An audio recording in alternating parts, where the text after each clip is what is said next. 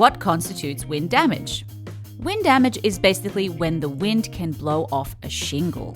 It can basically blow up a shingle, break its seal, and it actually pulls through the nail, similar to this.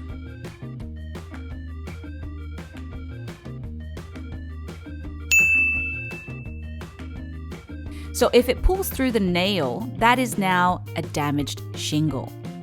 Okay then. The other thing with wind damage is if the wind can blow debris and cause the shingle not to seal properly because the debris is underneath. So it breaks the seal, blows debris underneath, and basically the shingle cannot reseal properly because of that.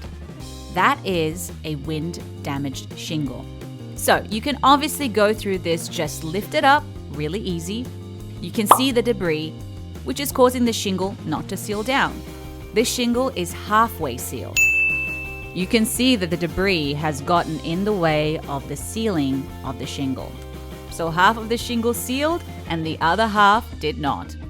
This is wind damage.